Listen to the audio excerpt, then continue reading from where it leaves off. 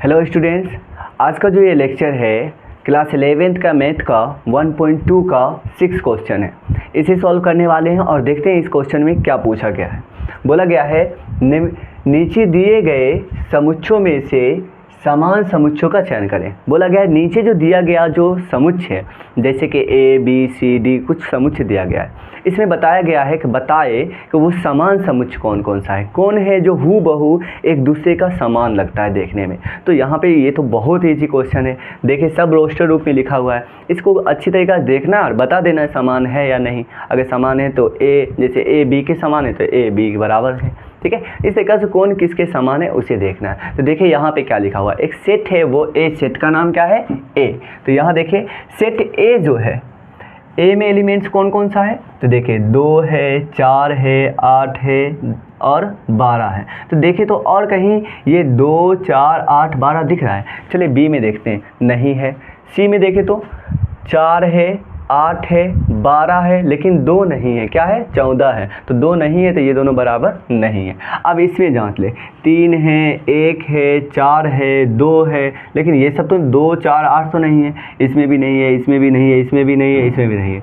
इसका मतलब सेट ए जो है किसी के भी समान नहीं है। बी को जांचते हैं, बताएं 1 है, 2 है, 3 है और 4 है, इसमें तो है ही नहीं। अब इसमें जांचना है, देखें 1 है, 2 है, 3 है और 4 है, इसमें देखें तो क्या है 1 है, 2 है, 3 है और 4 है। हाँ, तो सेट बी जो है सेट डी के क्या है, हूबहू है, समान है। तो हम लिख सकते हैं कि सेट डी जो है, नहीं क्या लिखेंगे, सेट बी जो है वो किसके समान है, सेट डी के एकदम समान है। तो बोल सकते हैं सेट बी सेट डी के समान है, ठीक है। तो यहाँ क्या बोलने वाले हैं, सेट बी जो है सेट डी के समान है। तो चलिए इसे लिखिए, तो यहाँ पे लिख भी दिए सेट बी सेट डी के समान है।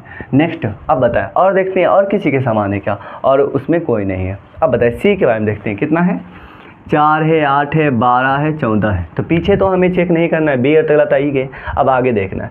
बताए तो ऐसा कहीं दिख रहा है क्या, ऐसा नहीं है, तो क्या बोलेंगे सी भी किसी के समान है। डी को आए 3 1 और 4 और 2। बताए जब बी डी के समान है तो डी किसके समान है, बी के समान है, तो ये तो लिखा गया पहले ही। अब आए ई को देखते हैं, ई कितना है, -1 और 1।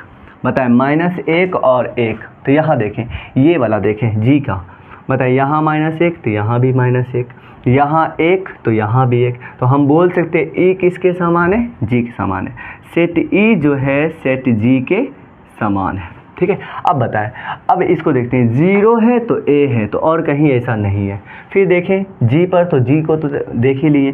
फिर किसको देखना है, 0 है तो 1 है, तो ऐसा भी कहीं नहीं है। तो इस तरीक़ा से ये इतना सेट में से सेट बी जो है सेट डी के समान है, सेट ई जो है सेट जी के समान है। तो हम बोल सकते हैं अतः, है ना, अतः सेट बी बराबर है सेट, अच्छा से लिख लेना है इसे, सेट बी बराबर है सेट डी, सेट ई बराबर है सेट टी। तो इस तरीक़ा से जो है 1.2 का 6 क्वेश्चन भी बन गया। अब क्या करना है, अगला हमें कुछ थ्योरी को पढ़ना है, फिर 1.3 को भी सॉल्व कर लेना है।